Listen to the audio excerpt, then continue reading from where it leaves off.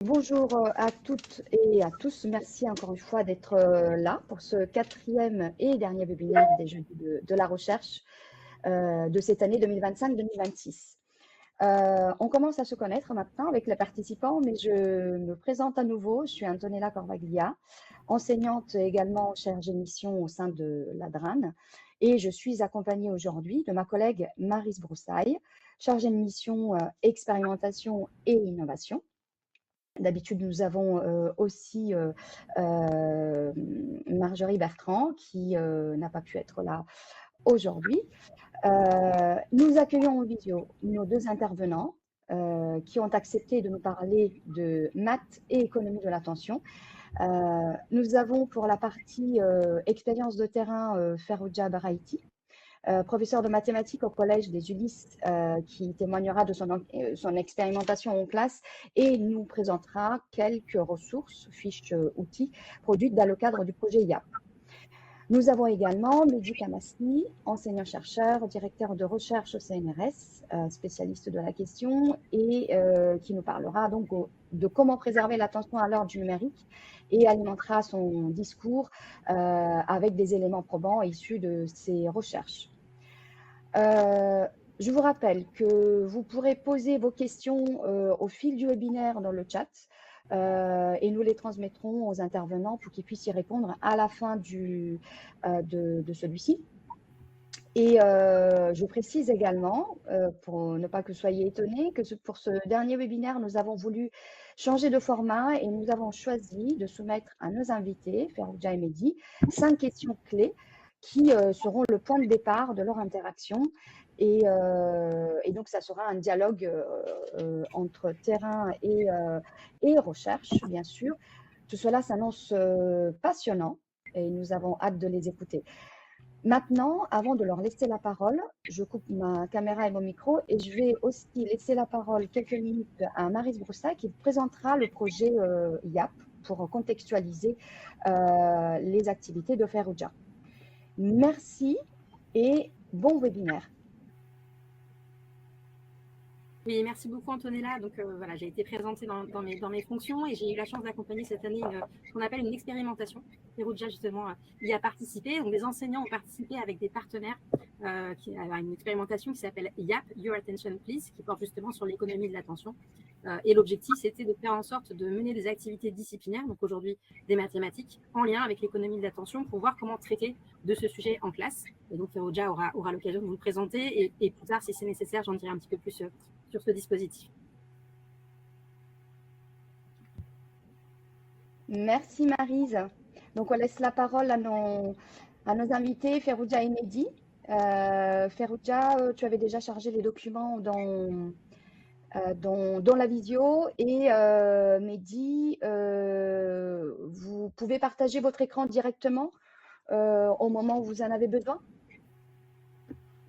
Voilà, et si vous préférez charger le document, mais je pense que c'est plus pratique de partager l'écran, comme ça vous avez chacun une fonction, enfin vous avez la main sur une fonction différente dans la vidéo. Si jamais vous voulez charger les documents, ça, il faudra juste cliquer sur le petit plus en bas de l'écran. Voilà. Très bien. Oui, pardon. Bonjour tout le monde. Je suis donc Madame Braiti Ferrugia, donc professeure de mathématiques au Collège Montetour. Pardon, j'ai été interceptée par une collègue pour une question à laquelle j'ai répondu. Donc effectivement, j'avais loupé une petite partie de ce que tu avais dit, Antonella. D'accord, ok. Donc on reprend. C'est bien. Bah, on est en direct, hein, et donc c'est une interaction réelle. Oui, ce que je disais, c'est que c'est peut-être bien de garder la main sur 2 fonctions différentes. Donc, comme on l'avait dit ce matin, tu as déjà chargé tes documents dans la visio et Mehdi pourra partager l'écran directement. Éventuellement, vous avez de toute façon le lien modérateur, donc vous avez la main dessus. Si jamais il y a voilà, besoin que j'intervienne, n'hésitez pas à me faire signe. Très bien. Donc, je coupe mon micro et ma caméra et je vous laisse commencer. Merci beaucoup. Merci. Je passe directement à la première question qui est donc, faut-il choisir? Alors, faire des maths pour sensibiliser à l'économie de l'attention ou sensibiliser à l'économie de l'attention pour faire des maths? Donc la question, faut-il choisir l'un plutôt que l'autre? Alors, je vais peut-être apporter une première, Mehdi, je ne sais pas si vous voulez intervenir en premier ou… Allez-y, voilà. allez-y. D'accord. Alors, je voulais apporter donc un premier élément de réponse, donc en disant que les deux sont plutôt liés. Parce que effectivement, les deux sont liés, se complètent et forment d'ailleurs une boucle. Pourquoi? Parce que quand on touche à un sujet comme les réseaux sociaux, TikTok, Instagram, etc., on attire tout de suite l'attention des élèves. On capte leur attention. Et puis, le contexte économie d'attention crée de la motivation chez les élèves. Et quand un élève comprend aussi que les plateformes sont là pour optimiser le temps qu'il passe sur les réseaux sociaux, parce qu'il y a tout un business derrière, etc., c'est quand même plus intéressant pour les élèves et ça le sensibilise, si vous voulez, ça le pousse à faire des calculs pour comprendre comment fonctionnent ces plateformes. Inversement, donc quand on fait des mathématiques sur un sujet aussi sensible, eh bien, c'est vrai que dans la vie de tous les jours, on a l'habitude de faire des mathématiques, mais avec des exercices plutôt abstraits. Mais faire des mathématiques avec un sujet aussi intéressant pour eux, c'est captivant et ça les pousse à aller jusqu'au bout et puis approfondir leurs réflexions, poser des questions, etc. Donc, ça répond aussi à une question qui est, d'ailleurs, on voit des affiches partout, les maths, ça ne sert à rien sauf à faire plein de choses. Et quand les élèves se posent des questions, justement, à quoi les maths, ça nous sert à quoi dans la vie de tous les jours? Eh bien, c'est un argument pour leur dire, voilà, les maths, ça sert aussi à comprendre comment fonctionnent ces plateformes et ça nous aide effectivement à les sensibiliser, nous adultes. Pour cela, donc, j'avais réalisé 3 activités avec les élèves. La troisième, elle n'est pas… Enfin, j'entame mon dernier chapitre de l'année, donc la troisième va être faite là très bientôt. Donc, en gros, j'avais réalisé 2 activités avec les élèves. La première activité, donc, c'était l'économie de l'attention, les algorithmes de recommandation et les statistiques. Je vous montre l'activité, comme ça, vous aurez une idée sur celle-ci. Alors, je la charge tout de suite.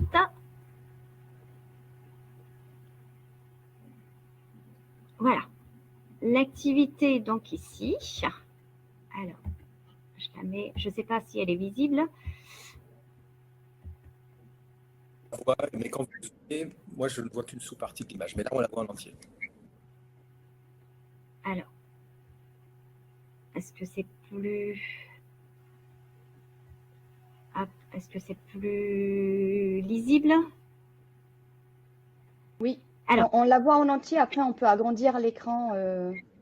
D'accord, on peut agrandir l'écran pour lire un peu plus en détail, effectivement. Voilà, l'activité donc est composée de 2 parties. Elle a un objectif, donc c'est la sensibilisation à l'économie de l'attention.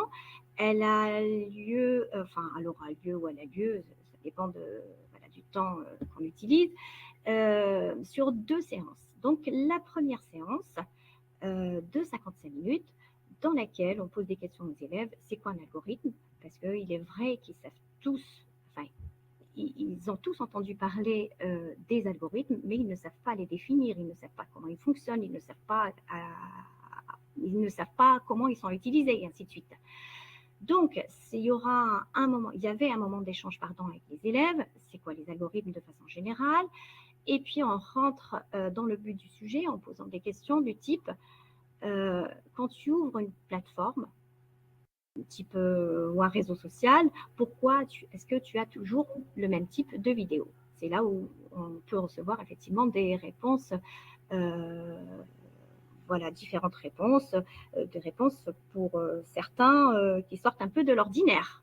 Et là, il y a un débat là-dessus.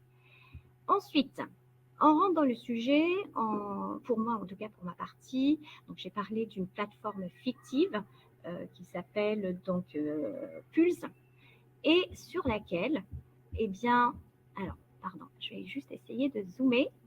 Hop. Alors, c'est peut-être plus intéressant. Hop, pardon. Voilà, d'une plateforme Pulse. Alors, j'arrive même pas à voir la suite. Est-ce qu'il faut dézoomer du coup pour voir la suite? Oui, normalement, il faut Scrollant. dézoomer. Si c'est plus... Ouais. Alors, j'ai pas la main, j'ai l'impression. Normalement, tu devrais avoir la main. Et sinon, si c'est plus simple, Ferrugia, tu peux Oui, directement partager ton écran. Nous, on peut zoomer de toute façon. Hein, on peut mettre. d'accord. Alors, si vous pouvez zoomer, c'est très bien. Donc, je parlais d'une application, d'une plateforme, pardon, fictive Pulse, sur laquelle, eh bien, on a relevé les données de 100 élèves.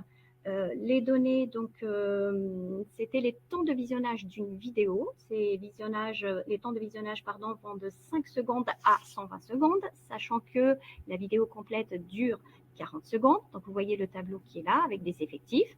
Et vous avez donc une partie classique d'un exercice de mathématiques, c'est compléter le tableau, pardon, calculer la moyenne, la médiane, les pourcentages, les interpréter. À partir de là, on pose des questions un peu plus techniques. Pourquoi est-ce que les algorithmes de recommandation se basent plus sur la moyenne que la médiane? Les élèves vont chercher.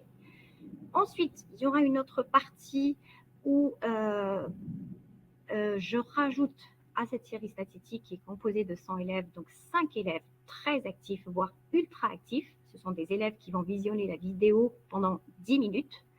Les élèves vont devoir calculer la moyenne à nouveau, la médiane, et comparer avec celles qui ont été obtenues juste avant. Là, ils vont voir que la médiane reste la même, c'est-à-dire le pourcentage des élèves qui ont visionné la vidéo moins de 20 secondes reste le même, alors que la moyenne a fortement augmenté.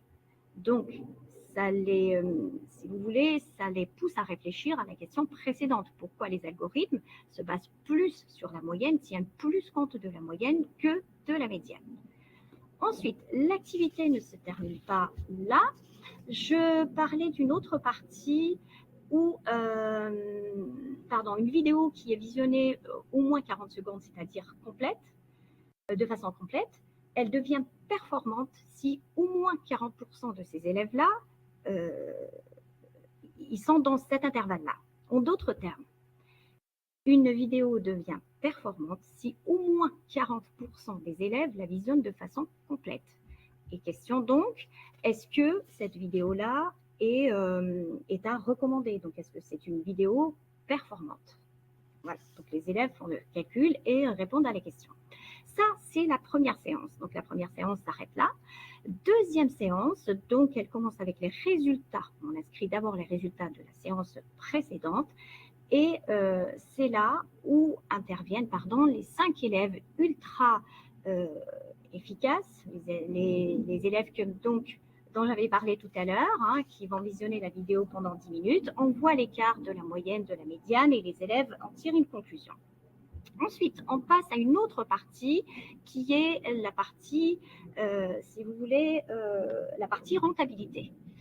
Donc, je définis la rentabilité en disant qu'une vidéo qui est visionnée au moins 20 secondes rapporte, alors ça reste quand même fictif, 10 centimes d'euros par visionnage. Et là, les élèves calculent la rentabilité ou alors le bénéfice généré par la série précédente. Et ensuite, on élargit à 2 millions de personnes et c'est là où les élèves voient effectivement des sommes colossales. Et ensuite, on élargit encore sur une certaine période qui est de 30 jours. Ils calculent, ils obtiennent des sommes énormes qui sont gagnées par ces plateformes, pendant que eux regardaient, étaient restés accrochés à leur téléphone, perdaient du temps, ne faisaient pas leur travail, ne dormaient pas assez, manquaient de concentration, et ainsi de suite. Et la toute dernière partie, donc ça concernait donc la réaction ou la réactivité des plateformes quand elles voient que des utilisateurs swipent très vite, c'est-à-dire une vidéo qu'on ne regarde pas jusqu'à la fin. C'est là où interviennent les plateformes en envoyant des likes, des notifications pour retenir l'attention de ces utilisateurs pour provoquer ou produire de la dopamine chez ces personnes-là, chez les utilisateurs, pardon, et finalement, et les faire rester plus longtemps. Et enfin, donc le bilan, c'était des questions de synthèse, qu'est-ce qu'on a retenu, on s'engage à quoi, et ainsi de suite. Voilà, donc j'ai terminé pour cette partie.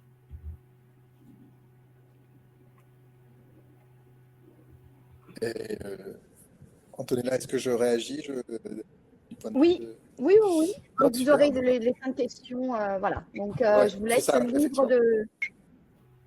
En tout Merci. cas, Ferrugia, merci aussi pour cette présentation. Je trouve ça vraiment tellement enthousiasmant de savoir que vous faites réfléchir vos élèves sur ces questions et avec la méthodologie aussi. Et alors, ce que j'ai trouvé déjà intéressant, le premier point que je voulais soulever, c'est que cette question que vous soulevez de est-ce qu'il faut prioriser quelque part l'apprentissage des mathématiques ou la compréhension de l'économie de l'attention ou est-ce qu'il faut faire les deux en même temps, c'est intéressant parce que vous la au niveau de l'éducation pour des élèves au collège, mais en fait la question se pose aussi en recherche. C'est-à-dire que moi, mes recherches consistent à essayer de comprendre comment nous, humains, nous prenons des décisions. Quels sont les mécanismes neurobiologiques qui se produisent dans le cerveau, qui sous-tendent ces décisions, et quels sont les facteurs qui impactent ces décisions.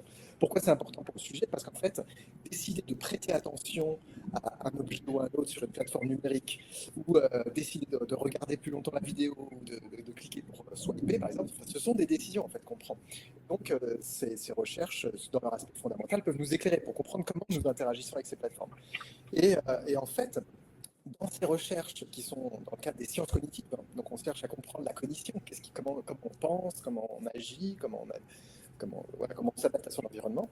On a différentes façons d'aborder ça et différentes méthodes. Et la méthode principale que j'utilise consiste à faire des modèles mathématiques de ces mécanismes. Donc en fait, moi j'ai une formation d'ingénieur, j'ai fait maths sup, maths spé, l'école d'ingénieur, et j'applique ces connaissances mathématiques pour essayer d'écrire un petit peu plus précisément. Alors ça oblige à simplifier les choses, à se focaliser sur certains mécanismes dans le cerveau pour comprendre le phénomène.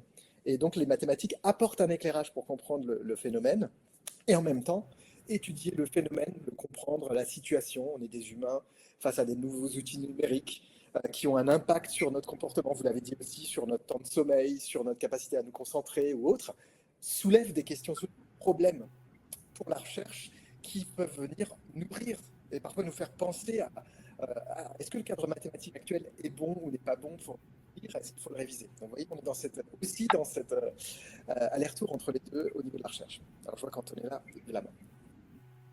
Oui, Mehdi, excusez-moi, je vous coupe juste parce que je pense que vous avez un petit souci de réseau. Du coup, par moment, il y a des interférences. Voilà.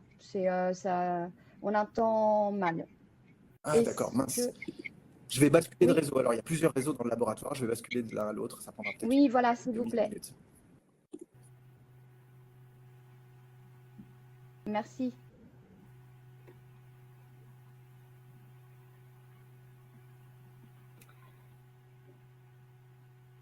Alors, oui. On va attendre le retour de Mehdi.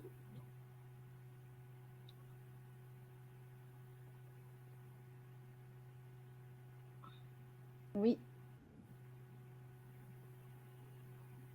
Voilà, j'espère que ça sera mieux. On va voir. Là, j'ai l'impression que c'est un petit peu mieux quand même. Et puis, on vous prévient si je lève la main, c'est qu'il y a un souci de son. D'accord. En même temps, vous êtes très loin de nous. Donc, merci, Mehdi. Donc, Ferrugia, je ne sais pas si tout était clair quand même. Oui. Mais voilà, en tout cas, je trouve ça intéressant que même au niveau de la recherche fondamentale pour comprendre les mécanismes qui font qu'on décide, on va dire, de visionner une vidéo, de passer à une autre, de prêter attention à différents stimuli, à différentes publicités, eh ben, les mathématiques sont la nourrice de cette réflexion et la réflexion, la compréhension des problèmes sociétaux viennent aussi enrichir la compréhension du mécanisme mathématique et la réflexion dessus. Donc ça, c'est un beau parallèle, je trouve. Écoutez, c'est très bien, c'est très clair. Est-ce que vous voulez qu'on passe à la deuxième question? Oui, ben on va avancer. Ferrugia, tu as la main sur les questions, donc je te laisse faire défiler. Alors, la deuxième question, donc le collectif en classe. Dans quelle mesure la dimension collective d'une activité de sensibilisation à l'économie de l'attention en classe favorise-t-elle l'engagement et l'apprentissage? Alors, je ne sais pas si je dois intervenir, mais bon, je vais donner une réponse peut-être assez courte. Et Mehdi, vous allez pouvoir développer. Voilà, vous aurez certainement voilà, pouvoir approfondir sur cette question. Moi, je me suis dit tout simplement qu'un élève qui fait son exercice tout seul, il arrive à des résultats, ou alors il peut regarder aussi son temps d'écran. Certains parents le font une fois par semaine, on vérifie le temps d'écran. Eh bien, on reste avec la question, est-ce que c'est trop pour moi? Est-ce que c'est pas assez? Est-ce que c'est correct? Est-ce que j'ai dépassé les bornes et ainsi de suite? Donc, c'est des questions que peut se poser l'élève tout seul. Alors que faire ce type d'activité en classe entière, là, ça va générer des échanges parce que chacun va parler de son expérience. Et là, je vous assure que le rôle du professeur est très important parce que les élèves ont tellement de choses à dire, à parler de leur expérience personnelle, du temps passé sur telle ou telle activité, sur telle ou telle plateforme, pardon. Donc, le rôle du professeur intervient là parce qu'il faut cadrer les échanges. Donc, le fait d'être en collectivité, ça permet aux élèves d'échanger, de se comparer et de se dire « Ah, mais finalement, je suis dans la moyenne parce que… Si vous avez bien regardé, dans l'activité, on avait calculé la moyenne, la médiane, qui sont la médiane qui représente un pourcentage, et l'élève se dit, voilà, je ne suis pas seule dans mon coin. Là, ça me permet de comprendre que je suis plutôt dans la moyenne, que je suis dans si vous voulez, je fais partie des élèves qui n'exagèrent pas, ou plutôt l'inverse. Ou ça peut être l'inverse aussi. Et donc, ça peut tirer la sonnette d'alarme pour certains en disant « Ah oui, moi j'ai exagéré, je suis au-dessus de la moyenne. » Voilà, et là se posent d'autres questions. Donc finalement, le fait de travailler cette activité, de la faire en collectif, donc en classe, ça permet des échanges et ça permet aussi de donner des réponses à certains élèves. Merci beaucoup, Ferrugia. Alors, ça m'a donné envie, pour rebondir sur cette question-là, d'ajouter une slide à ma présentation. Je viens de le faire in extremis pour aussi illustrer un peu le questionnement qu'on se pose de façon similaire. Et je vais essayer à mon tour de, alors ça charge bien sûr, de partager mon écran.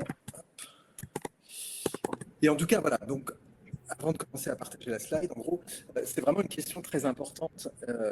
Quel degré de réflexivité, d'esprit critique nous pouvons avoir ensemble sur notre société, sur les éléments de la société qui nous poussent à agir d'une manière ou d'une autre, qui nous influencent, qui influencent nos décisions, ou qui influencent notre capacité à comprendre le monde dans lequel nous vivons. Parce que c'est important, on est dans une hypothèse démocratique dans laquelle on suppose que les individus sont rationnels, au sens des économistes, ils vont prendre des décisions qui maximisent ce qu'ils pensent être leur intérêt personnel, l'intérêt des gens qui les entourent, l'intérêt de l'environnement, de la société, et que ces individus s'informent et ont suffisamment d'informations pour décider. Or, tout seul, c'est très difficile, bien sûr. Et je tiens à apporter aussi une espèce d'autocritique ou de réserve. Moi, je viens du domaine des sciences cognitives. Et c'est un domaine dans lequel on a un biais. Ah, je sens qu'il y a un problème de connexion encore, Antonella, c'est ça? Oui. Oui. Oui, Mehdi, désolée de vous interrompre de nouveau. C'est voilà, c'est ça dommage que revient. le réseau du labo ait un problème. Je vais tenter encore autre chose alors.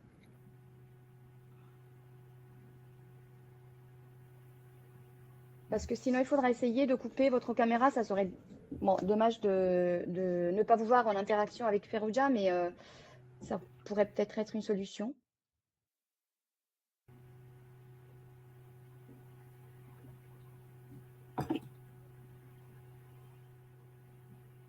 Bon, j'espère que c'est mieux. Je me suis mis dans une salle de réunion pour ne pas être dérangé et autres, mais j'ai l'impression que le réseau est moins bon là-bas. Voilà. Et donc voilà, en espérant que c'est un peu mieux, je voulais souligner, parce que je pense que c'est important, que en tant que chercheur ou chercheuse d'une discipline donnée, on a des biais disciplinaires aussi. Et c'est important de les mettre sur la table, en fait, pour réfléchir justement collectivement. Quand on travaille dans les sciences cognitives, on a souvent un biais, on va dire, individualiste. C'est-à-dire que moi, depuis 20 ans que je fais des recherches sur les mécanismes de prise de décision. Je m'intéresse à comment un individu, comment ça se passe dans son cerveau. On lui présente des objets, des stimuli, qu'est-ce qui se passe dans son cerveau, comment il prend une décision. Et ça pousse à raisonner et à réfléchir sur beaucoup de problèmes sociétaux du point de vue individualiste. C'est-à-dire, l'individu a qu'à plus prendre de temps de réfléchir. L'individu a qu'à désactiver les notifications. L'individu a qu'à mieux trier ses déchets. Et je pense que c'est intéressant et c'est important, c'est une part du problème, mais ça ne montre qu'une facette en fait de la pièce. Et donc là, quelque part, dans votre question, Farouja, il y a la dimension réflexivité collective. Alors, peut-être que cette fois-ci, je vais... Ah oui, quand je fais ça, partagez votre écran, hop, et je bascule ici. Et donc là, vous voyez une slide que j'ai voulu mettre pour présenter l'ouvrage sur lequel on a travaillé collectivement, justement, sur l'économie de l'attention. Et donc, c'est un ouvrage qu'on a coécrit, 4 chercheurs, chercheuses, toutes et tous de disciplines différentes. Donc, vous voyez, Stéphana Broadbent vient de l'anthropologie, c'est une spécialiste du design numérique. Elle se pose des questions, quels sont les mécanismes des interfaces numériques qui mettent les gens ensemble, qui les font collaborer, comme par exemple sur Wikipédia, où il y a des mécanismes qui ont été pensés pour exprimer des désaccords, pour résoudre ces désaccords, pour ensuite contribuer ensemble à un objectif commun, c'est-à-dire écrire des articles d'une encyclopédie. Florent Forestier, et lui, il est philosophe, et il a abordé dans cet ouvrage plein de questions de... alors, on a posé des questions de liberté. Est-ce que nous sommes réellement libres face à ces mécanismes d'influence des interfaces numériques? Et en particulier, quand cette captation de notre attention, elle joue sur nos automatismes. C'est là où ma contribution des sciences cognitives a apporté un petit quelque chose, c'est-à-dire qu'on étudie depuis pas mal de temps qu'est-ce qui fait qu'on bascule dans des automatismes décisionnels, qui font qu'on ne pense plus à ce qu'on doit, à notre objectif. Ah oui, on repense plus à son emploi du temps, à se dire oui, il faut que ce soir je fasse mes devoirs, après il faudra que je commence à préparer à manger ou autre. En fait, on a basculé dans un automatisme et la prochaine vidéo se déclenche avant même qu'on ait eu le temps de réfléchir. Est-ce que je veux m'arrêter là ou est-ce que j'ai encore le temps de continuer, vous voyez? Donc on passe d'un automatisme à un autre. Et donc Florent Forestier a beaucoup dans l'ouvrage creusé cette question. Et la conclusion est que nous pensons qu'il y a une perte de liberté. Nous sommes moins libres quand les mécanismes des interfaces numériques captent automatiquement notre attention et donc nous détournent de nos propres buts. Et puis lui, il a abordé aussi des questions de mal-être que nous avons face à ça, le temps que nous perdons, la culpabilité que nous pouvons ressentir, et aussi ce sentiment d'impuissance face à des influences, des mécanismes où on a l'impression qu'on ne peut pas faire grand-chose. Et Célia Zolinsky, elle est prof de droit du numérique à l'Université Paris 1 Panthéon-Sorbonne. Et ce qui était intéressant, c'est que pendant ces 3 ans de travail collectif où on a travaillé à l'écriture de l'ouvrage, on a beaucoup travaillé à mieux se comprendre, parce que le vocabulaire n'est pas le même, les mots ne veulent pas dire la même chose d'une discipline à l'autre. Pour savoir, par exemple, est-ce qu'on peut dire que les algorithmes sur ces réseaux sociaux nous manipulent ou pas. D'un point de vue juridique, la manipulation, ça a un sens très précis, il y a des conséquences juridiques très fortes. Donc on a parlé d'influence, on a réfléchi aux mécanismes et aux outils juridiques qui pouvaient être mis en place, et elle a traduit toutes ces réflexions en propositions de loi. Par exemple, interdire certaines pratiques qui sont réellement manipulatrices, comme ce qu'on appelle le design trompeur, qui nous pousse à faire un choix, par exemple accepter des cookies, parce que refuser les cookies, ça demande trop d'efforts, il faut aller cliquer sur plein de choses intermédiaires. Donc il y a une asymétrie entre l'option d'accepter les cookies et l'option de les refuser, et donc ça biaise notre décision. Et on peut citer pas mal d'exemples comme ça. Et donc, pour aboutir sur cette réflexion sur l'économie de l'attention, on a été dans une réflexivité collective, un petit peu comme ce que vous faites en classe avec les élèves.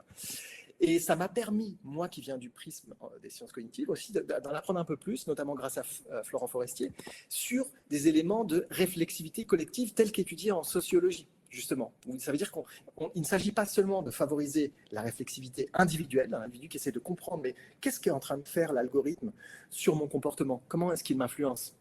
On peut y réfléchir un peu, mais de façon collective, on peut partager l'expérience. On peut se dire, oui, toi aussi, tu as été dans telle situation, toi aussi, tu t'es retrouvé à passer 1 heure alors que tu avais prévu d'en passer que 10, toi aussi, tu as eu telle vidéo qui a tout de suite émergé, enfin voilà, et on peut ensemble avancer.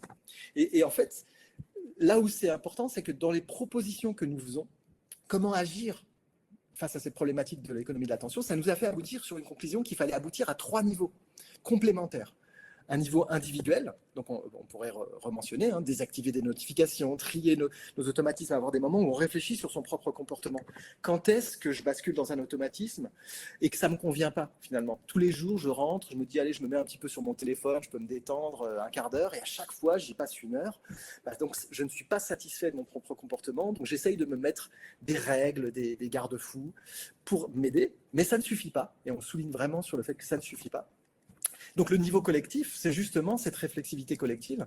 Et une des propositions de Stéphane Broadbent, c'est qu'en fait, on peut avoir une politique incitative au niveau de l'État pour favoriser le développement d'outils numériques collaboratifs qui nous mettent ensemble, qui nous permettent de mettre en perspective différents points de vue et de discuter, de réfléchir, de résoudre des désaccords de façon constructive, pas juste être dans le clash de je mets un truc, un contenu, je partage un contenu émotionnel, je réagis, c'est nul, on s'insulte, vous voyez, qui sont quand même des choses qu'on observe beaucoup sur les interfaces numériques, les réseaux sociaux en ce moment.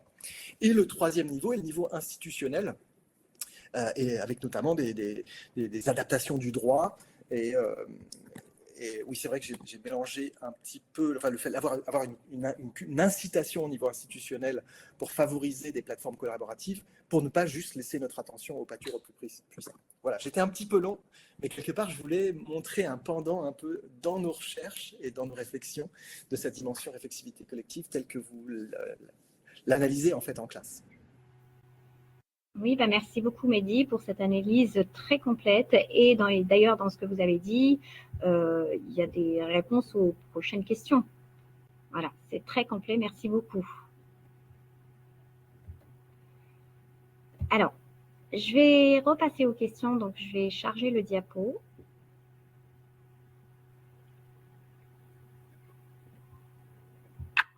Alors, parfait, très bien. Et on va passer du coup à la troisième question, qui est comprendre ou décider.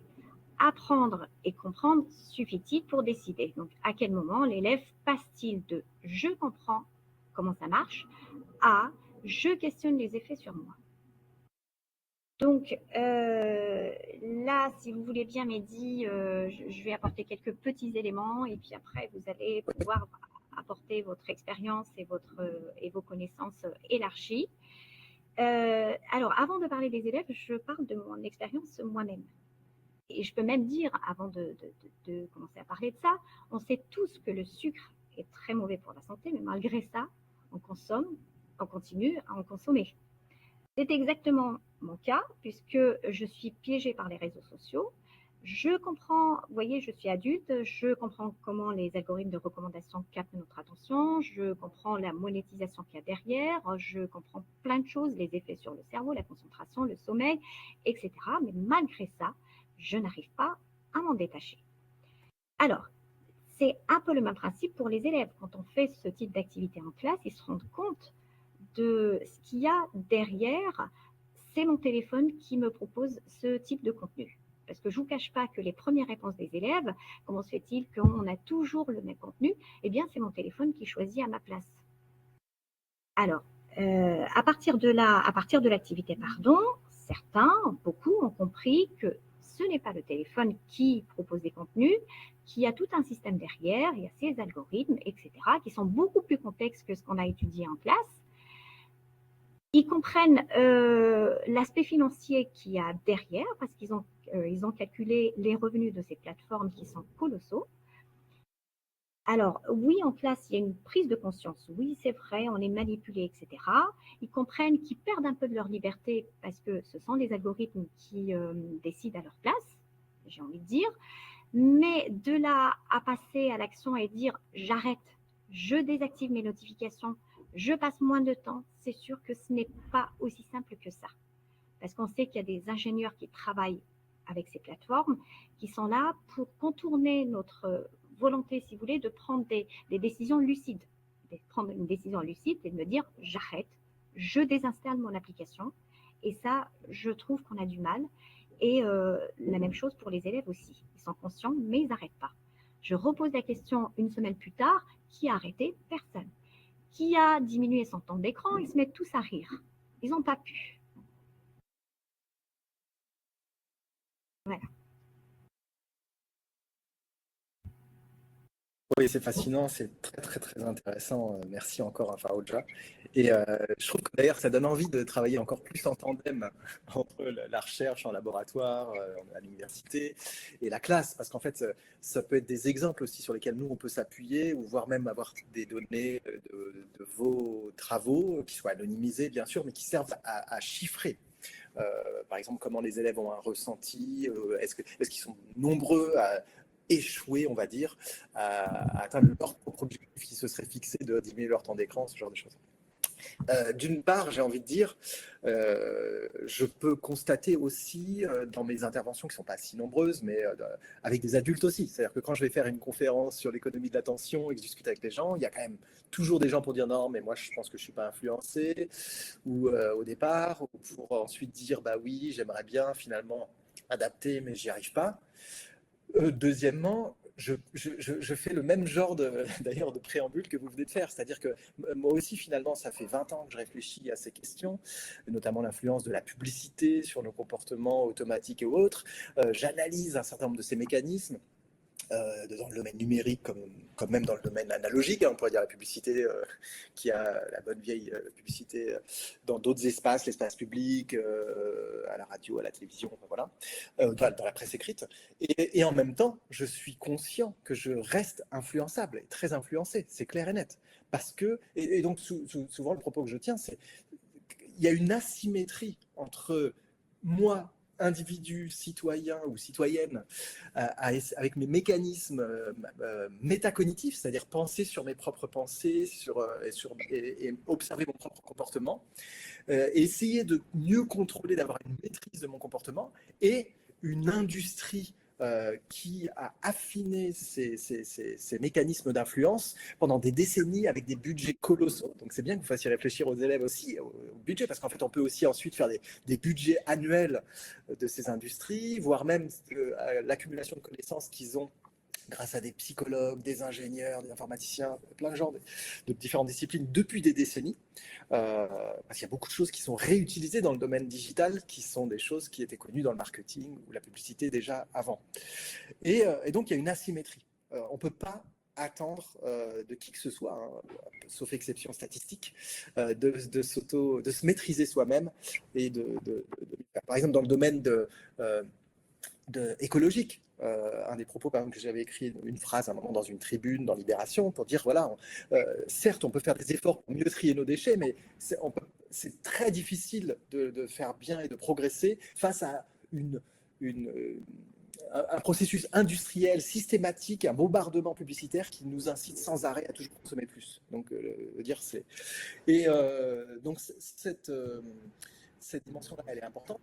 Donc on est d'accord, je pense que peut-être qu'on peut éclairer par ces connaissances en disant voilà, on peut éclairer les décideurs et les décideuses au niveau politique, au niveau juridique, pour dire on a besoin de régulation en plus. On peut éveiller les critiques, on peut mieux comprendre notre environnement, ce qui nous influence, mais ça ne sera pas suffisant. Il faut autre chose. Maintenant, juste on revient sur apprendre et comprendre et questionner les effets sur moi-même. Donc déjà, si on peut faire avancer un peu et apporter plus de compréhension chez chaque élève, c'est déjà super. Et moi, votre expérience me fait penser à une autre de collègues à l'université Paris-Saclay. J'avais été dans le comité de suivi de thèse d'une doctorante, elle a maintenant soutenu sa thèse, Marie Martin, qui est à la base enseignante, hein, qui avait ses classes, ses élèves, et qui avait un projet de thèse qui visait à utiliser des petits robots et faire des ateliers où les élèves vont programmer de façon graphique, hein, simplifier leur robot pour faire une petite course, comme une course de voiture, sur une grande table. Et le but était de faire réfléchir les élèves sur comment le robot apprend et s'améliore. Et en fait, je vais dire tout de suite la conclusion, puis après on peut réfléchir sur comment ils y arrivaient. Ce qui était intéressant, c'est qu'ils trouvaient que ça améliorait les capacités métacognitives des élèves. Ils arrivaient à mieux comprendre le rôle de l'erreur. Quand le robot fait une erreur, ça lui permet d'apprendre de ses erreurs. Donc les erreurs sont importantes pour l'apprentissage. Et le rôle de l'exploration. Si le robot fait toujours la même chose, il ne va jamais trouver qu'il y a d'autres solutions qui sont peut-être meilleures pour le problème posé. Explorer, c'est ce qui va permettre de trouver des nouvelles choses. Donc il y avait une amélioration des capacités métacognitives. Et en plus, ils ont trouvé, je ne me rappelle plus après quel délai, quelques semaines plus tard, on va dire, qu'il y avait aussi une amélioration générale dans les performances de résolution de problèmes mathématiques. Alors certes, c'est une classe, dans mon souvenir, où il y a peut-être 2 classes, c'est un atelier, mais ça donne vraiment envie qu'on développe, on étende ça au niveau de tout le pays, quoi, qu'on fasse plein d'expérimentations de ce type, parce que s'il y a cet effet qui aide les élèves à mieux réfléchir sur elles-mêmes, leur propre capacité d'apprentissage, à s'améliorer sur des problèmes et à résoudre des problèmes mathématiques, ça serait génial, quoi. Donc voilà, j'adore cet échange, si vous voulez, entre la situation en classe et les questions fondamentales en sciences cognitives. D'accord, merci Mehdi. Mais donc concrètement, est-ce que vous avez justement des astuces, des solutions, des conseils qu'on pourra ou qu'on pourrait donner à ces élèves-là qui comprennent, qui sont piégés, mais qui n'arrivent pas à faire le pas pour arrêter, désinstaller ou diminuer, sachant qu'il y a beaucoup d'élèves. Je suis dans une zone où on a une classe sociale, si vous voulez, assez défavorisée. Donc, le contrôle parental, j'avais fait un petit sondage en début de séance en disant levez la main ceux qui ont un contrôle parental. J'en ai 2 ou 3 élèves sur une classe de 27. Très peu d'élèves n'ont pas de téléphone, pour la majorité en CM2, donc à l'école primaire, ils avaient déjà un téléphone. Donc ma question, quelle solution, quel conseil peut-on donner à ces élèves-là? Parce qu'ils n'arrivent pas à faire le pas. Oui, c'est des grandes questions que je me pose moi aussi. Et je ne suis pas le plus spécialiste pour ça. Pour moi, on doit y réfléchir ensemble. Parce que mon expertise, elle est sur la compréhension de notre cognition. Antonella, il y a encore des problèmes de connexion? Oui, Mehdi, ça marchait très bien jusqu'à il y a quelques instants et là, ça revient. Donc, D'accord, donc ça, c'est des fluctuations. Je suis sur le réseau Eduroam maintenant, qui est le réseau mondial des universités. oui. Et je croyais que c'était bon. Mais ça a très bien fonctionné hein, pour la dernière j'entends la intervention. fluctuation moi-même. Bon, peut-être qu'on peut espérer que ça se fluidifie sur quelques secondes. Oui. Mais en tout cas, c'est important pour moi de préciser que mon rôle de chercheur est d'apporter des connaissances et donc des éléments de réflexion. Donc pour moi, c'est une part de la solution. Je ne veux encore une fois pas prétendre que c'est la solution. Déjà, si vous faites réfléchir ces élèves sur ça, je trouve ça génial. Donc faire réfléchir, constater d'abord sur eux-mêmes, ah bah on ne l'a pas fait. Là, je change, je fais la casquette de citoyen et de parent, parce que je vois par exemple avec ma fille, jeune adolescente, que ça l'énerve qu'on dise toujours c'est pour les enfants qu'il faut contrôler, mais les adultes aussi, ils passent leur temps sur leur téléphone. Donc d'admettre que c'est le même problème. On ne dit pas que c'est mieux chez l'adultes. Les adultes aussi basculent dans des automatismes, perdent en liberté, sont influencés, c'est clair et net. Ça, il faut, voilà. Il y a des différences qu'on peut discuter. Hein. Les sciences cognitives apportent des choses.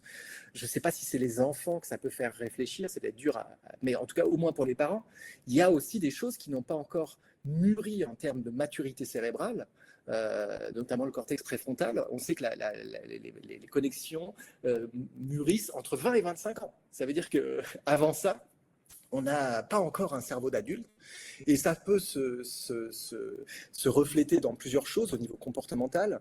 On pense que chez l'adolescent, il y a une plus grande facilité à prendre des risques.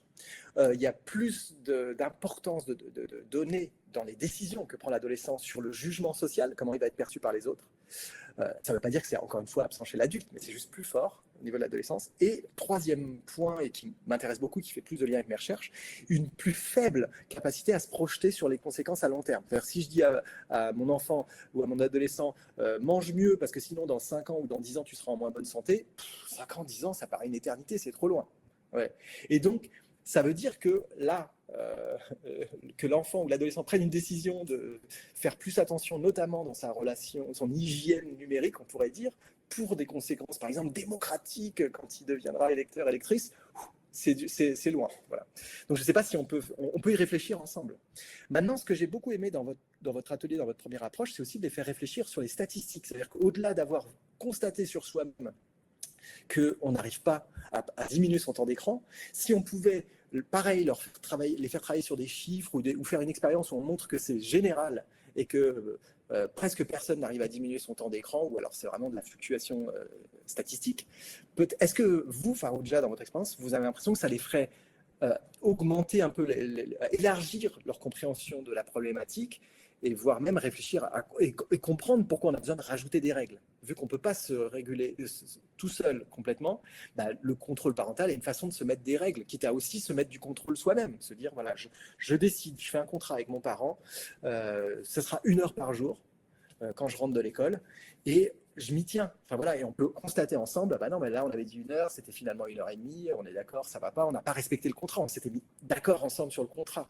Ouais, ce genre de questionnement. Mais là, ouais, c'est quelque chose auquel on peut réfléchir ensemble, quoi.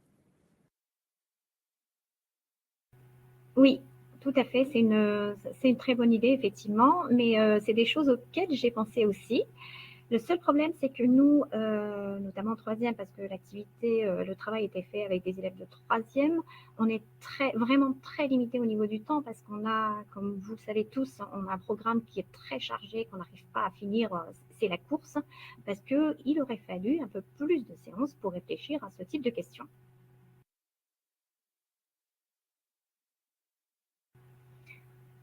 Donc, On a besoin, excusez-moi, ça me donne de rebondir, on a besoin de convaincre aussi les institutions de mettre du temps supplémentaire, de mettre des moyens pour qu'on puisse avoir ces ateliers. Il nous semble, je pense qu'on est d'accord ici, fondamental d'avoir une éducation, c'est presque une éducation civique dans le monde en partie digital d'aujourd'hui. Nos enfants, nos adolescents ont besoin d'apprendre à comment fonctionnent ces outils digitaux, quelles sont leurs influences sur nous, nos propres comportements, sur la société, et apprendre à faire avec, à faire sans aussi, pour garder une autonomie, une capacité à faire des choses sans l'IA, par exemple, sans l'outil numérique aussi.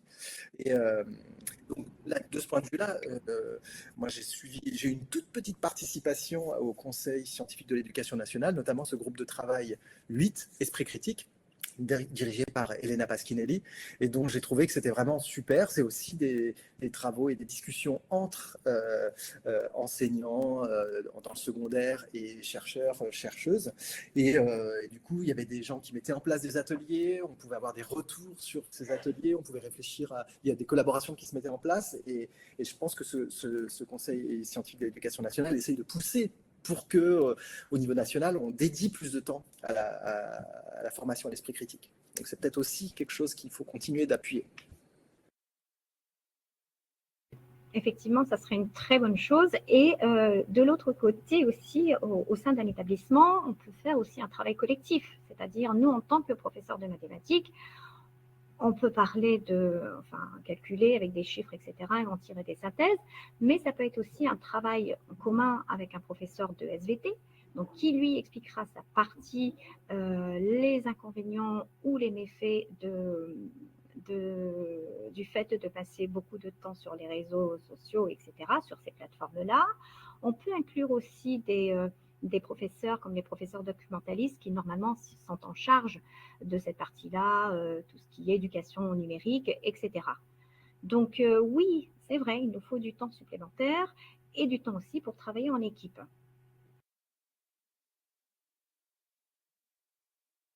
C'est très bien. Donc Mehdi, si on a fini avec la question 3, est-ce qu'on pourrait passer à la suivante ?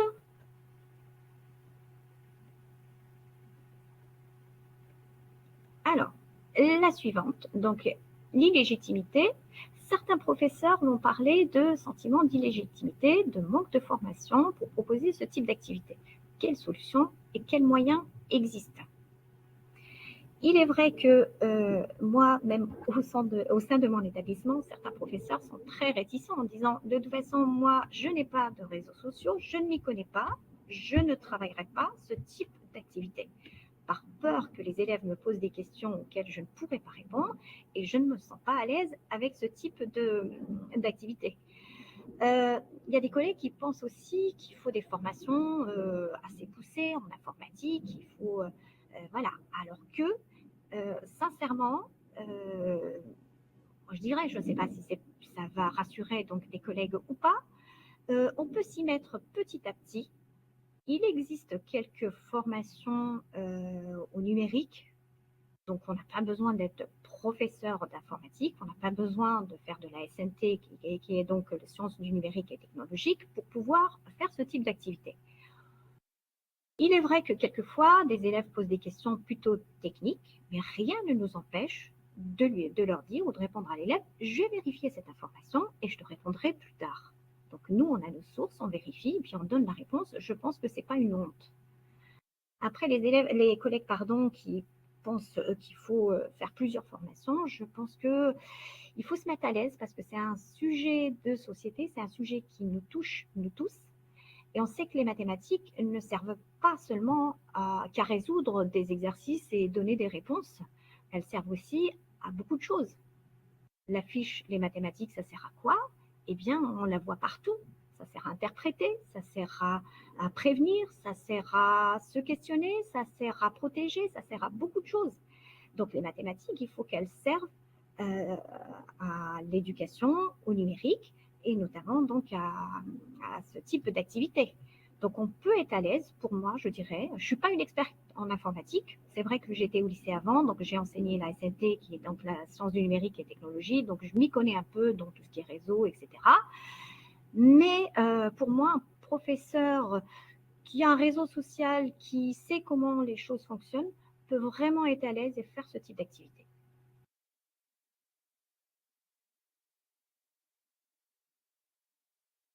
Oui, donc c'est encore une fois des grandes questions, hein, et je pense que le sentiment d'impuissance et d'illégitimité, il est plus fort quand on est seul. On revient sur un lien avec la question d'avant. J'aime bien cette idée des fois de proposer des choses, des fiches clés en main. De ce point de vue-là, alors je reviens, je la recite, hein, Elena Pasquinelli, qui est philosophe, qui a été beaucoup impliquée avec des enseignants et des enseignantes à l'école, fait des ateliers avec des enfants, vérifier, donc, pour développer la pensée scientifique. Qu'est-ce que c'est que émettre une hypothèse, tester cette hypothèse, voilà, même dans des choses, même dans des activités manuelles. Hein. Et donc, elle a coécrit un ouvrage Esprit scientifique, Esprit critique en 2017.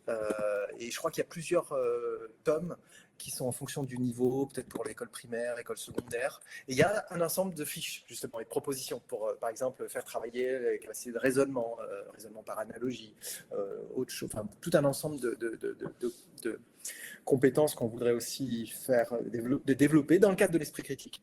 Mais je trouve aussi très intéressant, justement, qu'il y ait des fois des ateliers comme le vôtre, parce que vous avez conçu cet atelier, vous l'avez mis en place et il fonctionne. Et moi, je trouve qu'il est super. Il fait vraiment, il met bien en résonance la réflexion sur les réseaux sociaux, sur l'économie de l'attention et les mathématiques, les probabilités, les statistiques.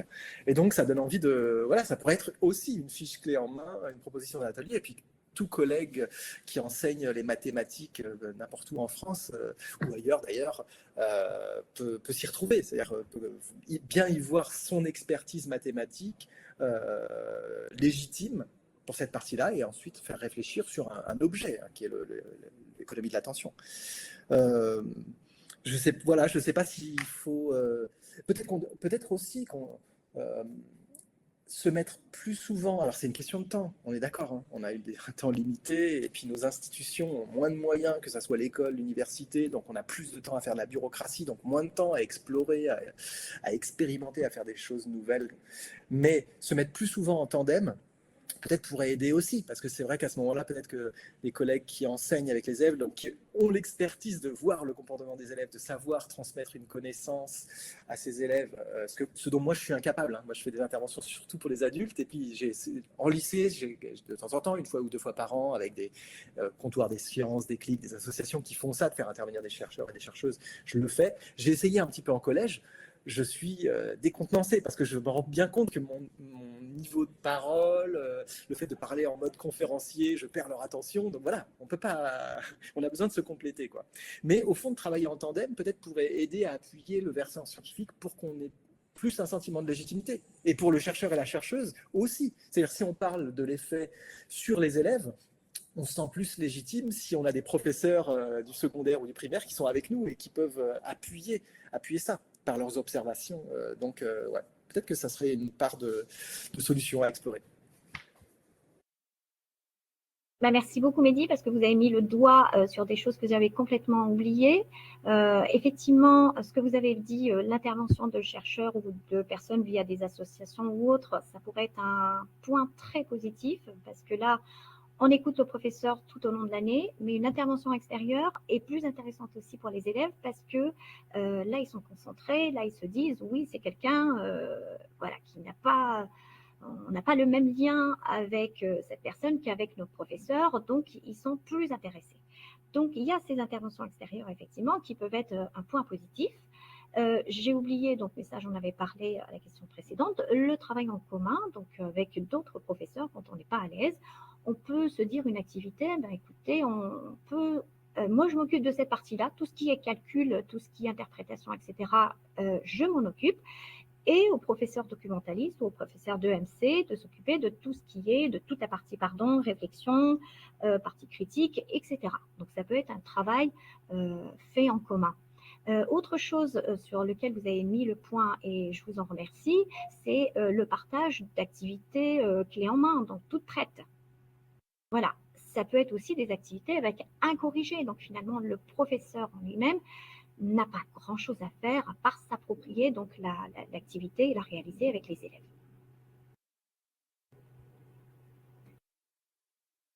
Parfait, donc si vous n'avez rien à rajouter, si on a tout dit autour de cette question, on pourra passer à la suivante.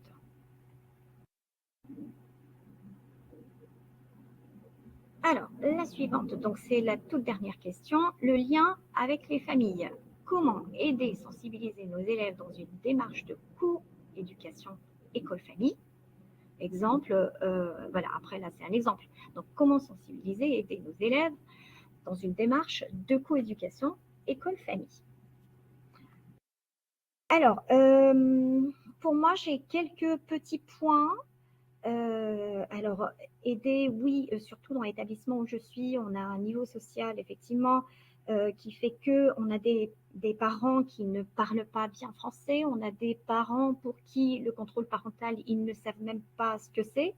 Donc, des enfants qui sont déjà à l'école primaire et qui ont pu installer TikTok, entre autres, et certains réseaux sociaux, sachant que la limite d'âge est 13 ans, donc ils ont pu contourner le système sans la surveillance des parents.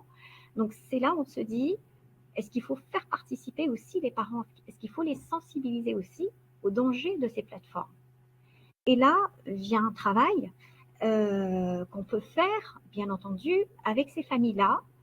Alors, ça peut être, si vous voulez, ça peut être des sortes de leaflets, des dépliants, voilà, sur lesquels on inscrit le résumé d'une activité, notamment les revenus des plateformes qui sont exorbitants, qui sont des sommes voilà, phénoménales. Et là, les élèves, le fait d'arriver à la maison, ils peuvent poser les questions aux parents, type oui, est-ce que vous savez combien rapporte voilà, ça, quels sont les revenus générés par ces plateformes telles que TikTok à l'année. Donc le fait d'annoncer ces sommes-là, ça peut effectivement faire bouger les parents. Ça peut être ça peut être aussi des réunions, des interventions d'associations, comme on l'a dit tout à l'heure, des chercheurs, des chercheuses auprès des parents, non pas pour rentrer dans les détails, mais faire une sensibilisation aux dangers de ces plateformes. Ça peut être aussi des affiches dans le collège, parce que je me rappelle l'année dernière, j'avais travaillé avec une association qui est Méduséa, sur l'attention d'ailleurs. Et donc, on avait fait un certain nombre de séances, c'était 5 séances sur l'attention, où on sensibilise les élèves, où on montre aux élèves que le fait d'être connecté à son téléphone, eh bien, on peut manger, on n'a même pas le goût de ce qu'on mange et on mange mal, on ne fait plus de sport, où on a fait passer effectivement une vidéo d'un élève qui est parti avec sa famille en vacances. Il était tout au long du trajet et tout au long de cette période-là, il était sur son téléphone. Il a raté beaucoup de choses, puisqu'au retour à la maison, on lui a montré des films, des vidéos et des photos qui ont été prises pendant cette période-là, et lui, il s'en rappelle pas. parce qu'il était complètement absent, il était accroché à son téléphone. Et donc, nous, après ces 5 séances-là, on avait rédigé une charte qui a été collée dans le couloir de notre établissement, donc à l'entrée. Voilà, ça peut être voilà, des petites astuces, mais certainement, Mehdi, vous avez certainement des choses à rajouter là-dessus. Merci Farouja. Question très compliquée et peut-être aussi une des questions sur lesquelles j'ai le moins d'expertise parce que voilà, moi je n'ai pas de données scientifiques très fortes que je puisse donner sur l'impact sur les familles de tel ou tel mode de communication. Il y a des gens qui travaillent sur ce genre de questions pour des campagnes écologiques, des campagnes des différents types de messages. Donc voilà, il faudrait interroger aussi ses collègues et voir s'il y a des choses qui pourraient s'appliquer dans le cadre par exemple, on pourrait dire une campagne sur l'usage du numérique et l'impact sur les enfants. Bon, on sait quand même qu'il y a beaucoup déjà d'impact sur le sommeil, vous l'avez mentionné avant, les difficultés pour l'attention. Je pense que on pourrait espérer que les parents, ça les préoccupe beaucoup, par exemple, sur le fait qu'on pense qu'il est très probable que ça dégrade les conditions d'apprentissage et donc les possibilités pour l'avenir de l'enfant, pour étudier. Notamment parce que l'attention, donc étudier, demande une attention soutenue, c'est-à-dire concentrer son attention pendant une certaine durée pour faire une tâche, l'amener jusqu'au bout et être capable de maintenir cette attention soutenue sans avoir une trop forte impression d'effort qui nous fait relâcher, nous dire ah non, ça j'en ai marre, je suis fatigué, j'ai besoin de passer à autre chose. Mais en fait, c'est un entraînement, c'est comme un muscle. Et donc, plus on le fait, plus on est habitué, moins on a un ressenti d'effort et plus on est capable de le faire pour l'avenir. Donc, ça fait partie des apprentissages qui sont très importants pour nos enfants et nos adolescents. J'ai aussi envie de faire un parallèle, et je me demande si ça peut éclairer ou aider dans la discussion avec les parents, sur les usages de la télévision. Alors, c'est vrai que ça y est, on a basculé au téléphone, au numérique. Parfois, on entend même des discours, bon, la télé, c'est maintenant, on s'en fiche, les gens ne la regardent plus. Alors, en fait, bon, j'ai l'impression aussi, je suis encore une fois pas spécialiste, mais qu'il peut y avoir des usages mixtes en parallèle, où il y a la télévision qui tourne en arrière-plan, et en plus, on est sur le téléphone, qu'il y a plusieurs sources en même temps.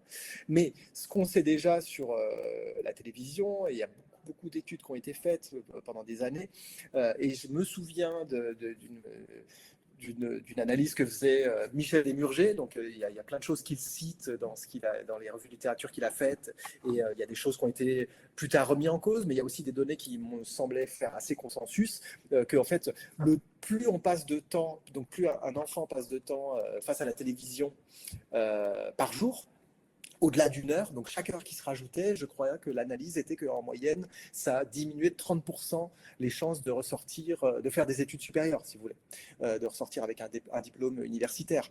Et je me disais, bon, ce genre d'argument pour les parents devrait être quand même assez massue. Si on pense que ça diminue les chances pour l'avenir des enfants, ça veut dire qu'il y a quelque chose à faire. Bien sûr, on ne peut pas comparer directement, comme si c'était la même chose, la télévision et puis le smartphone, le fait de regarder des vidéos, mais on voit bien qu'il y a quand même des points communs.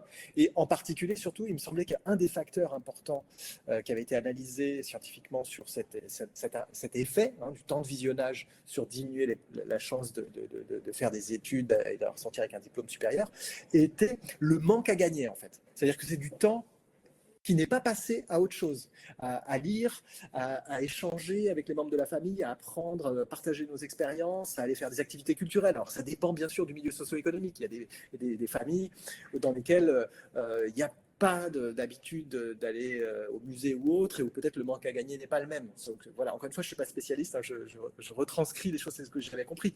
Mais ce manque à gagner, bon, là, ça s'applique de la même façon. C'est-à-dire que le temps passé sur le téléphone, c'est du temps où on ne fait pas autre chose. Donc peut-être qu'il y aurait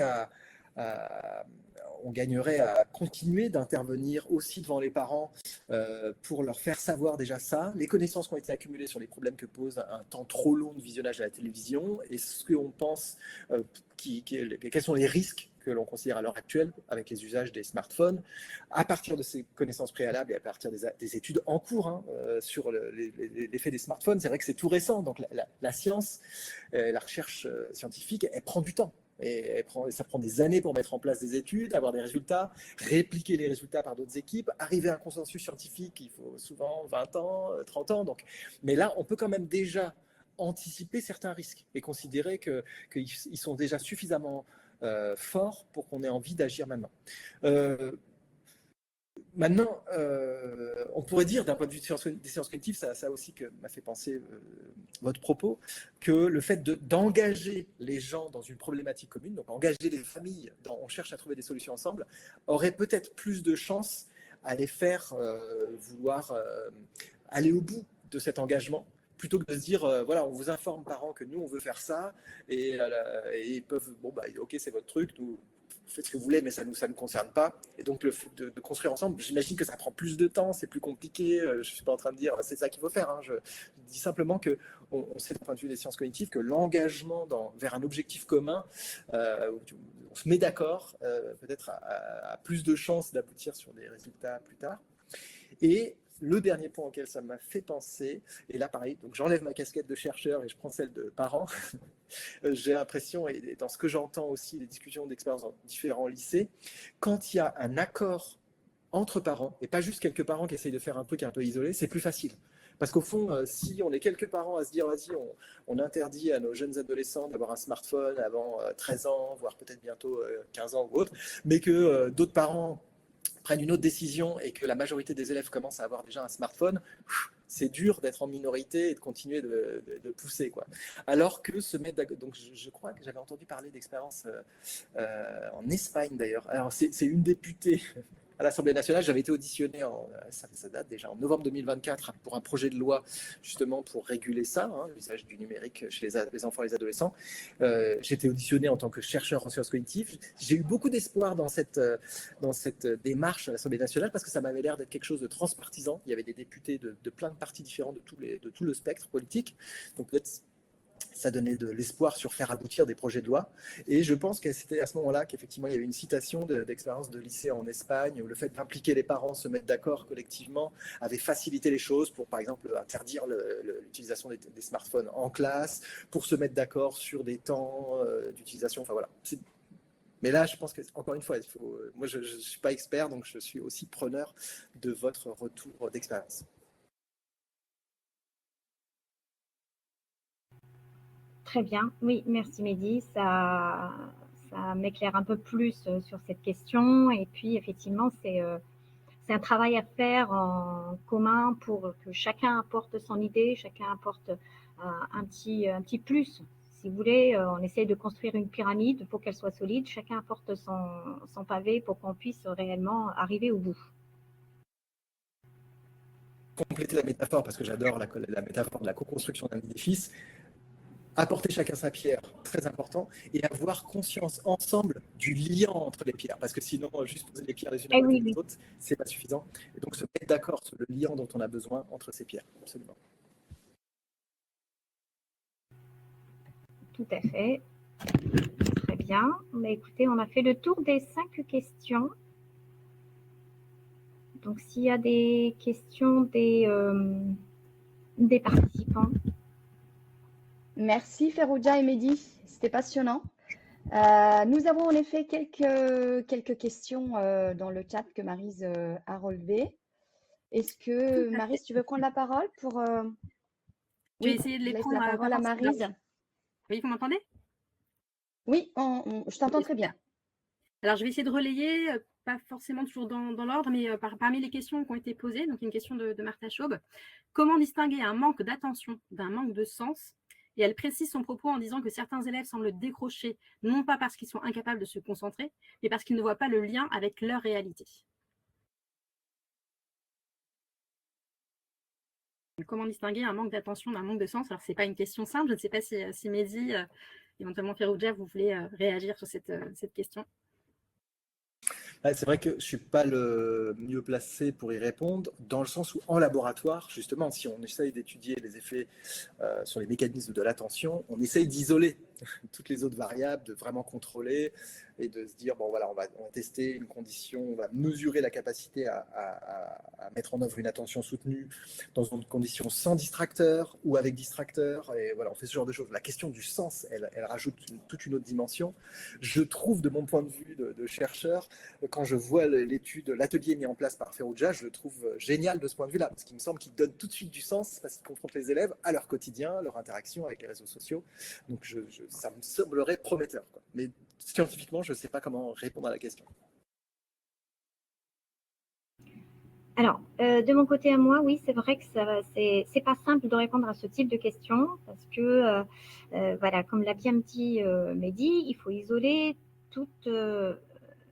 voilà, tous ces cas particuliers. C'est-à-dire qu'un élève qui a de grandes difficultés, non pas dues au manque de concentration, mais dues à autre chose, il est clair qu'on ne va pas associer ça à un manque de concentration ou associer ça au fait qu'il utilise les réseaux sociaux ou pas. C'est un problème qui existe, la solution serait ailleurs.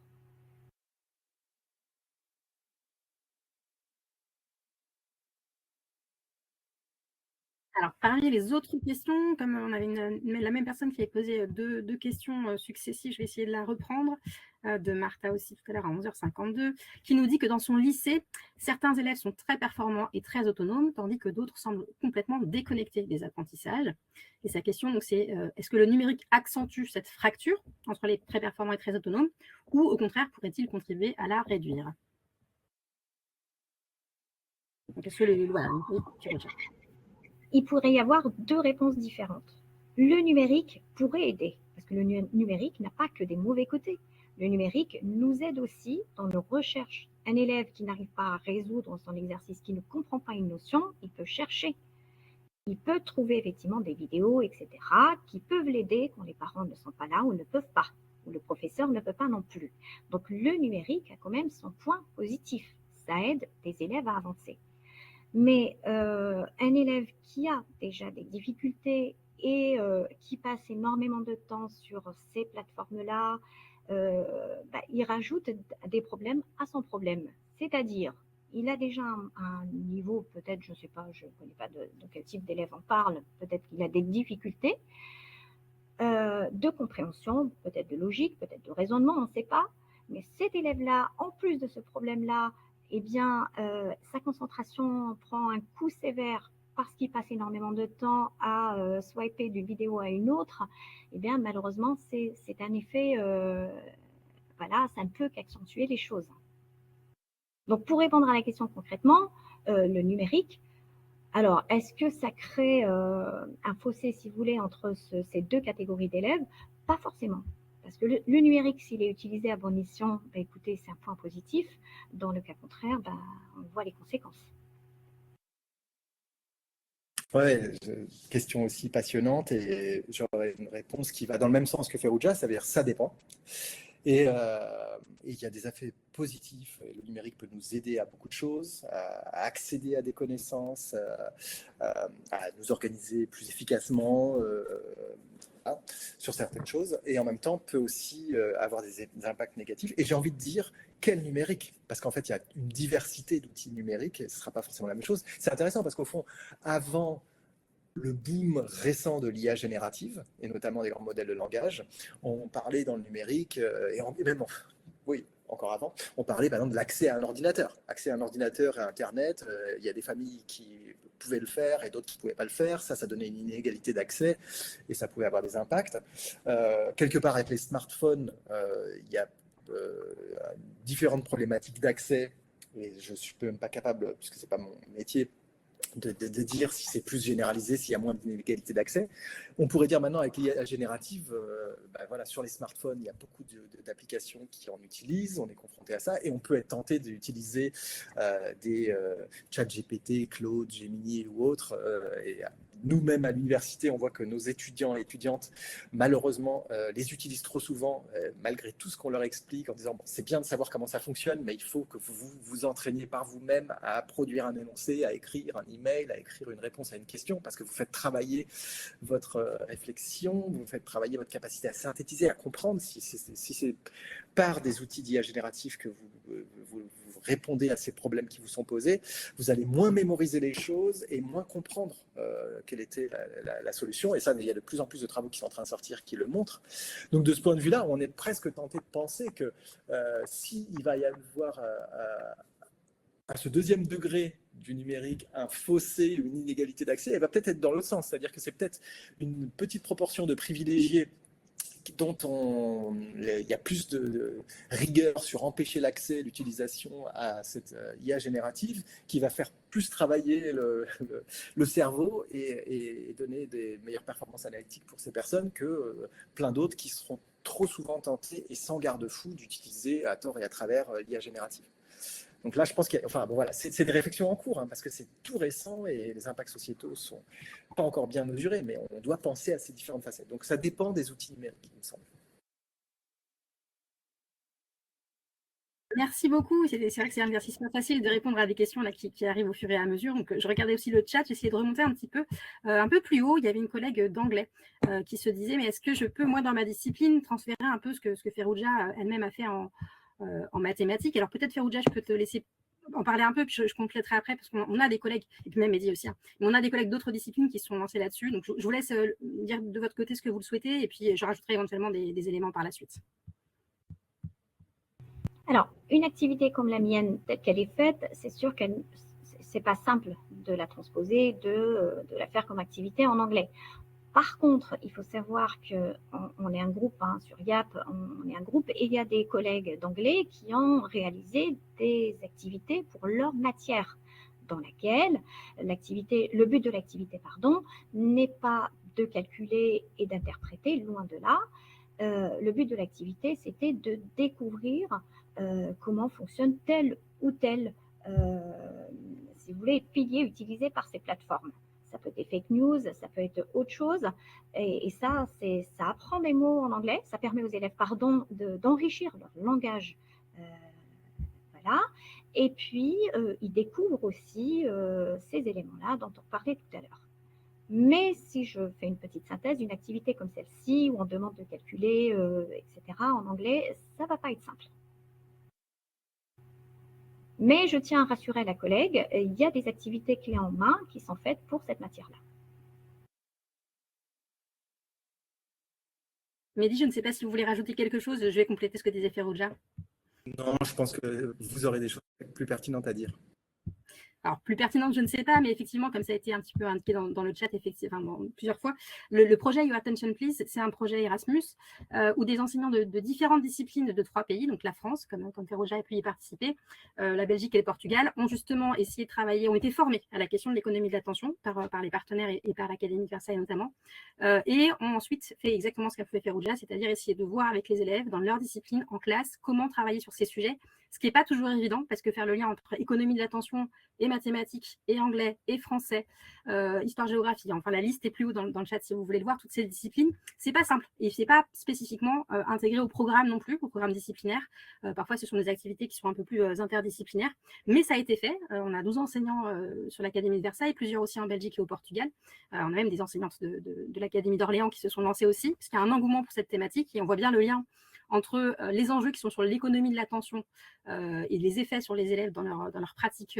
scolaire, mais aussi dans leur fonctionnement cognitif. Mais la question de la concentration en classe, voilà, les deux sont corrélés.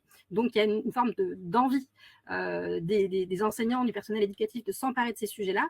Et un des axes qui est présenté ici par Ferrugia, c'est qu'est-ce qu'on peut faire concrètement en classe quand moi je fais cours. Et on a plusieurs collègues effectivement qui se sont lancés.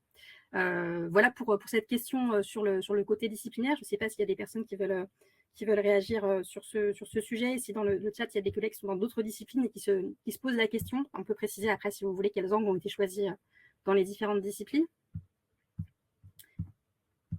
Et puis, pendant que je vous laisse éventuellement compléter, il y avait une autre question qui était plus haut, ou que Ferrugia a abordé sur la question de la formation. Tout à l'heure, vous avez évoqué tous les deux cette question de, oui, mais comment on peut, nous, enseignants, se former sur ces sujets. Donc, Ferrugia en a parlé un petit peu. Alors, cette formation, elle existe pour le moment, plutôt sous l'angle de l'éducation aux médias à l'information. Alors, je parle plutôt pour ce qui se passe dans l'Académie de Versailles. L'année prochaine, il y aura un dispositif de formation spécifique sur l'économie de l'attention, qui est en train d'être validé, mais il aura lieu. C'est un dispositif de formation académique interdisciplinaire. Donc, dès qu'on a plus d'informations, on pourra vous les donner. Et pour finir, vous avez aussi une plateforme d'auto-formation qui est gratuite, qui est en ligne. Je vais vous mettre le lien, qui est justement lié au projet Your Attention Please. Alors, je vais juste essayer de trouver le lien spécifique pour aller sur ces modules. Hop. Et là, peu importe que vous soyez enseignant ou pas, C'est une plateforme. Alors, ça vous demandera un compte pour pouvoir suivre les activités et suivre la façon dont vous allez vous former au fur et à mesure. Mais vous allez pouvoir aussi vous former si c'est un sujet qui vous intéresse de manière libre et à votre rythme. Et je vois que, en plus, Fabienne a précisé dans le chat les différentes activités, entre autres, qu'on a imaginées. Voilà, je me suis permis de prendre la parole, hein, désolée, mais pour préciser un petit peu plus. Est-ce que Mehdi Ferrugia, vous voulez réagir ou est-ce que vous voulez… Oui. Très bien. Merci Maryse. Non, merci Marie, tu as tout dit. J'irai moi découvrir cette plateforme, ça m'intéresse. J'irai voir. J'avais une petite question pour Ferrugia sur la suite en fait que tu as envie de donner Ferrugia dans ton établissement ou en formation, je ne sais pas, mais en dehors du projet justement, comment tu penses pouvoir réinvestir ce travail passionnant avec les élèves seul ou avec tes collègues? Est-ce que tu as déjà des pistes pour la rentrée par exemple? Comme diraient certains élèves, la rentrée, c'est dans 2 mois, c'est dans très longtemps, alors que ça va arriver très, très vite. Effectivement, je n'ai pas pensé du tout à… Alors, c'est sûr que ces activités-là, elles ont eu un succès énorme cette année auprès des élèves de 3e. C'est un très bon point. Moi, j'ai pensé à préparer des activités pour des élèves de 6e, parce qu'ils arrivent déjà avec un téléphone. Autant commencer la sensibilisation en 6e. Il faut que ça dure sur les 4 années. Parce qu'on sait très bien que les automatismes, le fait de répéter les mêmes questions, les mêmes activités plusieurs fois, au bout d'un moment, ça finit par payer, entre guillemets. Donc, le seul problème ou le seul frein que j'ai, c'est que le programme des élèves de 6e reste quand même un programme du cycle 3. Donc, c'est très restreint. Alors, en mathématiques, faire une activité pour ces élèves-là, j'y pense, mais je ne me suis pas encore lancée. Mais pour les activités qui ont été réalisées cette année, je peux vous assurer que l'ambiance de la classe avait complètement changé. Des élèves qui étaient à l'écart, qui n'avaient pas l'habitude de participer ou de faire le travail, qui attendaient juste de prendre des corrections du tableau, se sont investis parce qu'ils parlaient de leur expérience personnelle. Ça les intéressait de comprendre.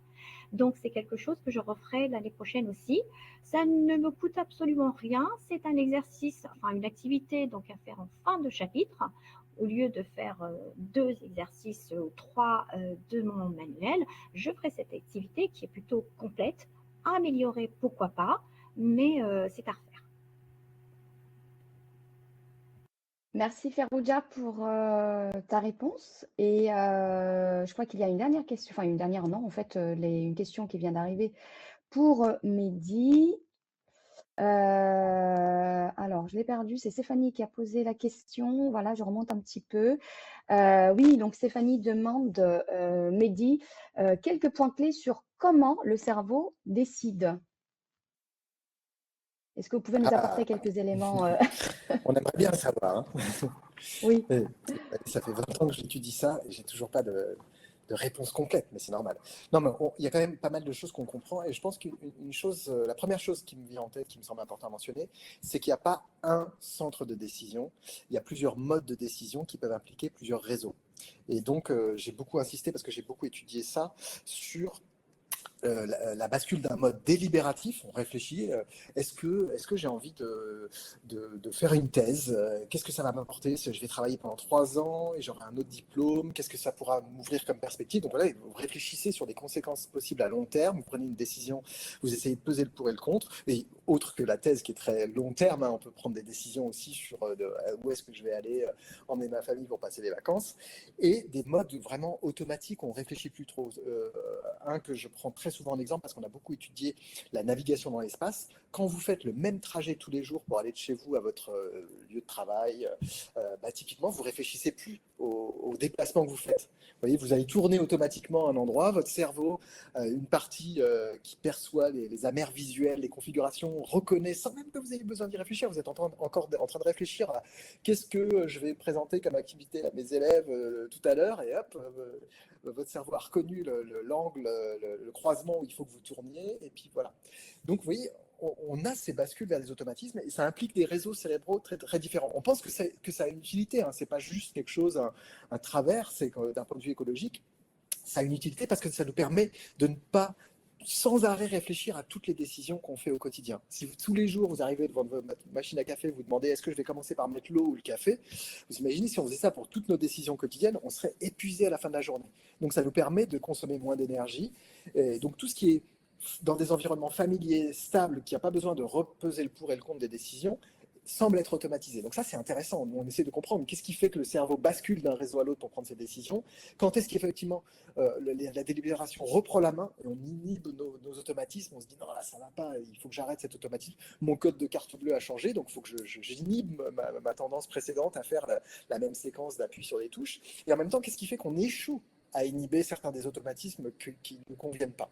Donc ça, c'est quelque chose qui est encore en cours d'études. Voilà. Mais je pense que d'un point de vue sociétal, ensuite, ce qui est très important, beaucoup de mes collègues le font déjà, c'est de rappeler en permanence qu'une grande partie de nos décisions quotidiennes sont prises dans un mode automatique. C'est-à-dire que c'est pas vrai qu'on est sans arrêt dans un état de rationalité, de peser le pour et le contre, et qu'on prend des décisions en notre âme et conscience, pour prendre une expression du langage courant.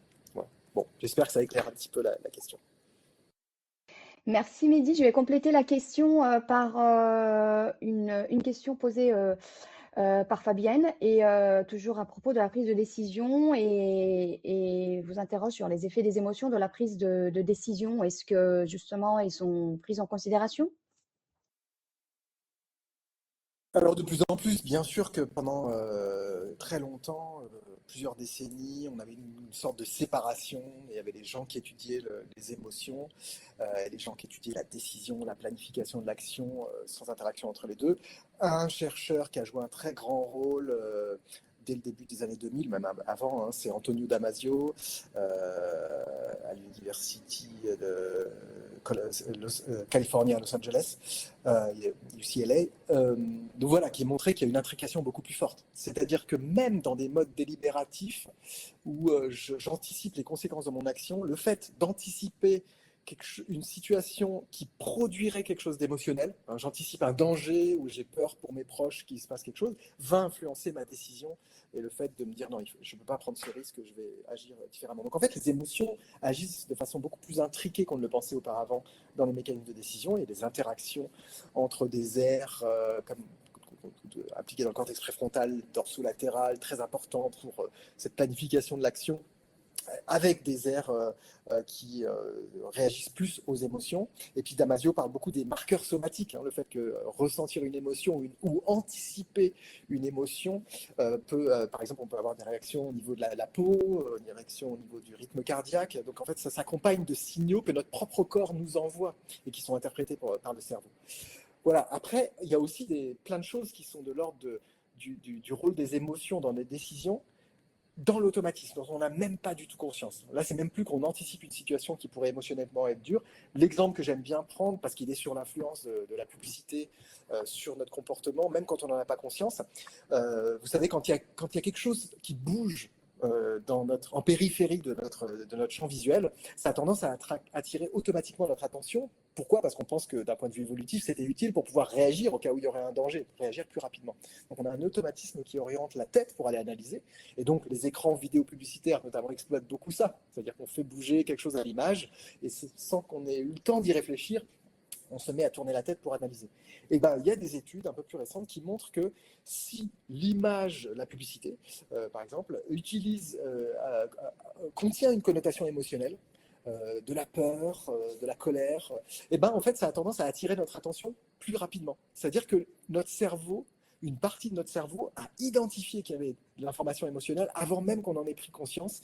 Et parce que s'il y a par exemple de la peur ou de la colère, il y a peut-être une probabilité plus forte qu'il y ait un danger. Donc on a besoin plus rapidement d'orienter notre tête. Donc vous voyez, c'est une décision automatique de prêter attention à un stimulus qui est influencé par le caractère émotionnel qui est contenu dans ce stimulus. Voilà. Merci beaucoup, Mehdi, pour ces explications et ces apports très riches. Et on a encore un petit complément de questions de la part de Stéphanie. Dans quelle mesure les plateformes se basent sur le mode de décision automatique, d'après vous? Alors, on a des raisons très fortes de penser que beaucoup d'équipes de design, notamment pour les grandes plateformes, donc c'est conçu par des entreprises puissantes, comme on les appelle les géants du web, plus ils ont des moyens d'avoir des grandes équipes de designers avec des psychologues, des ingénieurs, des informaticiens qui travaillent ensemble. Et on sait qu'ils ont accès à beaucoup de ces connaissances. Il y a un exemple, et malheureusement j'ai oublié son nom, mais c'est quelqu'un qui a travaillé à un moment donné pour les géants du web, et puis qui après... je me demande si c'est pas Tristan Harris, qui est beaucoup un lanceur d'alerte, qui parle beaucoup de ce sujet, mais il y en a d'autres, et qui rappelle qu'il y a plein de gens qui sont formés. Il y avait un labo en Californie, le labo de captologie.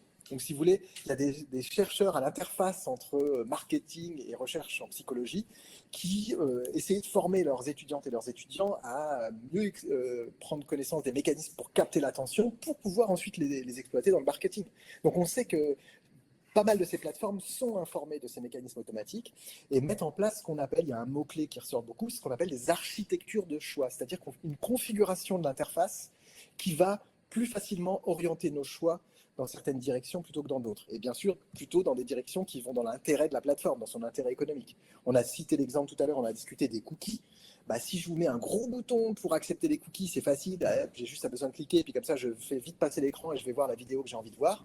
On a plus de chances d'aller accepter les cookies, alors que s'il faut chercher un lien qui est écrit en tout petit pour les refuser, mais en fait qui consiste à aller sur une deuxième page qui va ensuite me faire devoir décocher toutes les choses pour refuser les cookies, vous voyez, donc c'est une façon de configurer le choix pour me donner envie de renoncer à mon droit, à ma liberté de ne pas partager mes données.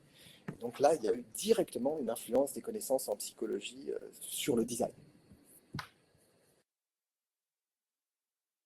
Merci beaucoup, Mehdi.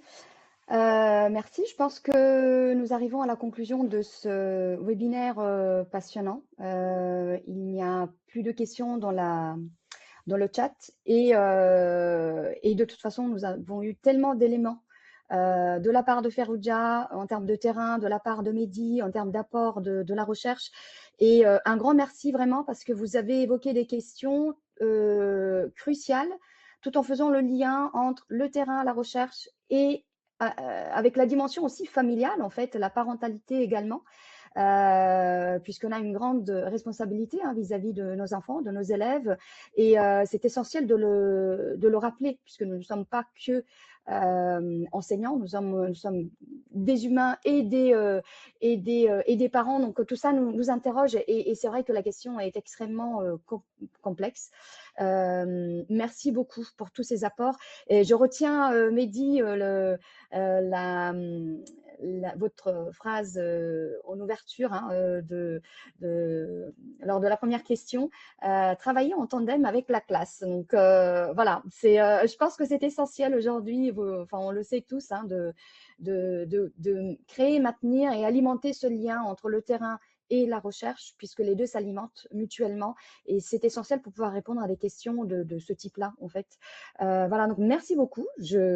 On reviendra vers vous de toute façon. Merci d'avoir accepté d'interagir en direct avec les aléas de l'informatique aussi, mais d'alimenter ce dialogue passionnant, encore une fois. Merci également aux participants qui ont accepté tout au long de l'année du cycle de webinaire de s'adapter aux différents créneaux horaires.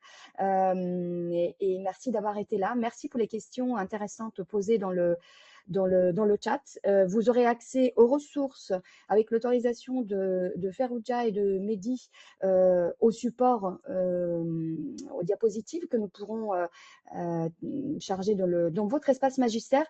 Le webinaire a été enregistré, comme vous le savez, à chaque fois, on procède de la même façon, et donc il sera disponible également d'ici quelques semaines dans l'espace magistère, et puis on diffusera également le lien.